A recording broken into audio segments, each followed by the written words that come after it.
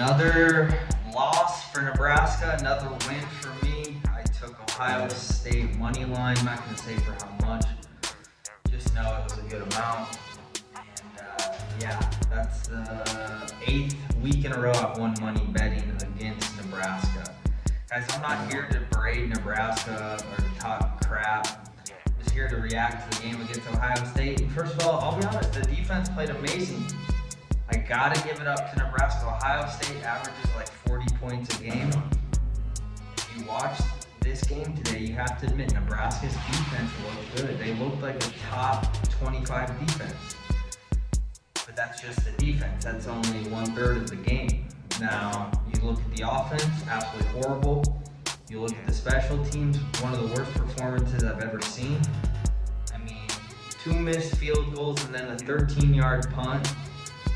Or however long it was, I don't even know if it was 13 yards, but Nebraska has a huge deficiency, obviously in offense with Adrian Martinez.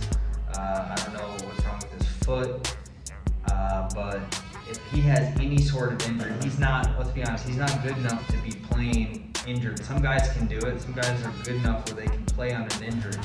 I'll never understand why Scott Frost has played Adrian Martinez as long as he has.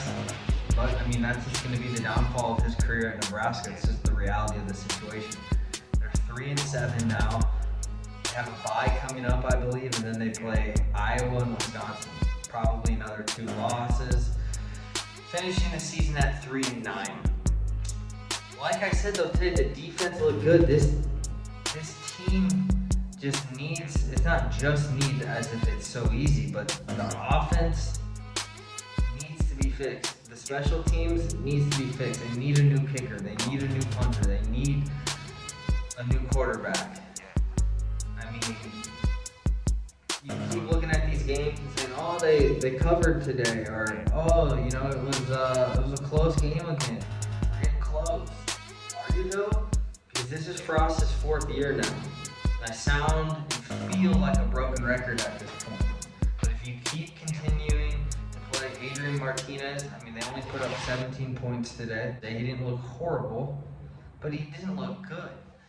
I mean, like I've always said in my videos when I talk about Nebraska, Scott Frost just doesn't have a culture of excellence established at Nebraska yet. He just doesn't. For whatever reason, he has some sort of personal relationship with Adrian Martinez. Maybe Adrian Martinez has dirt on Frost, and that's why Frost keeps playing him, because he doesn't want Adrian to expose him. I don't know what, it could be anything at this point, because everybody's wondering it. I don't know why you can't just play the backup right now. Clearly, like I said, Martinez is hurt, he's compromised, and even when he's 100%, he's still not that good. Nebraska needs to figure out the quarterback situation moving into next year. At this point, you're not going to qualify for a bowl game. Why keep playing Martinez? He could come back next year, which is a whole other topic. I doubt that he will. But just another close game, if you want to call it that. I thought Ohio State could have ran away with it multiple times. A couple questionable calls from Scott Frost, going for the field goal at the end there on the 4th down. You know, you could say he probably should have gone for it with a 2nd-string kicker already had missed the field goal. And these weren't far field goals either, guys. These were short field goals. I mean, you're talking 30, 40 yarders, and these guys can't hit. I don't know if they're nervous, if they're just not good at kicking. Maybe if Nebraska fans stopped going to the games, the kickers wouldn't be so nervous, you know. Maybe kicking in front of 90,000 is too intimidating for these guys. I don't know what the answer is, though, at this point. I really don't. It's just sad to see Nebraska at 3-7, probably more than likely going to finish 3-9. I mean, I don't see how they beat Iowa or Wisconsin at all. Games will probably be close, probably lose by a touchdown, or maybe only 10 points. Nebraska fans will continue to talk about the narrative. Oh, we're so close. We're so close. Well, you're 3-9. You're 3-7 now, and you're probably going to be 3-9. And it's your head coach's 4th year. Okay, so I just wonder when some Nebraska fans, majority of them, will come to the realization that Scott Frost is not the head coach for the program. and they start over. Okay, it's not like he hasn't been there a long time. 4 years is a long time, in my opinion.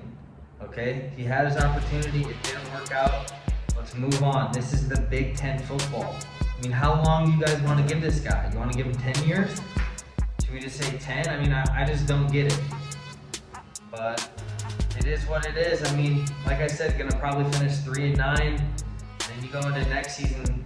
I mean, if Martinez comes back, you're gonna have the same record. And then if you don't get a quarterback from the transfer portal, you're gonna have issues because you're gonna be playing with a freshman quarterback.